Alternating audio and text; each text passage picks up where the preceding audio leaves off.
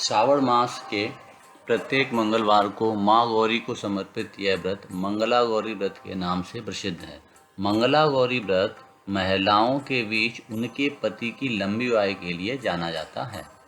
मंगला गौरी व्रत कथा। एक समय की बात है, एक शहर में धर्मपाल नामक एक व्यापारी रहता था। उसकी पत्नी काफ़ी सुंदर थी और उसके पास संपत्ति भी काफ़ी थी, लेकिन कोई संतान न होने के कारण वे दोनों अत्यंत दुखी रहा करते थे। ईश्वर की कृपा से उनको एक पुत्र की प्राप्ति हुई, लेकिन वह अल्पायु था। उसे यह श्राप मिला था कि 16 वर्ष की आयु में सांप के काटने से उसकी मौत हो जाएगी। संयोग से उसकी शादी 16 वर्ष से पहले ही एक युवती से हो गई, जिसकी माता गौरी व्रत रहा करते थे। परिणाम स्वरूप उसने अपनी पुत्री के लिए एक ऐसे सुखी जीवन का आशीर्वाद प्राप्त किया था, जिसके कारण वह कभी विधवा नहीं हो सकती थी। इस वजह से धर्मपाल के पुत्र ने 100 साल की लंबी आयु प्राप्त की। इस कारण से सभी नवविवाहित महिलाएं इस पूजन को करती हैं तथा गौरी व्रत का पालन करती हैं तथा अपने लिए एक लंबी, सुखी तथा स्थायी वैवाहिक जीवन की कामना करती हैं।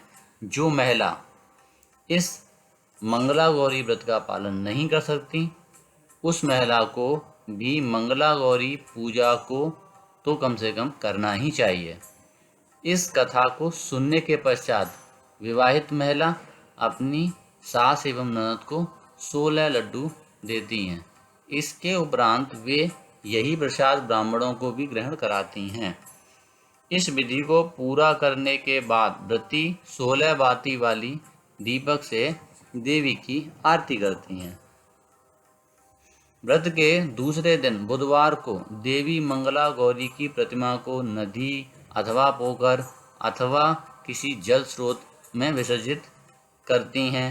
अंत में माँ गौरी के सामने हाथ जोड़कर अपने समस्त अपराधों के लिए एवं पूजा में हुई त्रुटियों के लिए क्षमा अवश्य मांगें।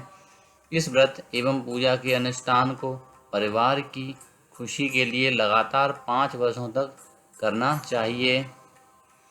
अतः इस मंगला गौरी व्रत को नियमानुसार करने से प्रत्येक व्रती के वैवाहिक जीवन में सुख की बढ़ोतरी होती है तथा पुत्र पौत्रादि की प्राप्ति एवं पुत्र पौत्रादि का जीवन भी सुखपूर्वक व्यतीत होता है।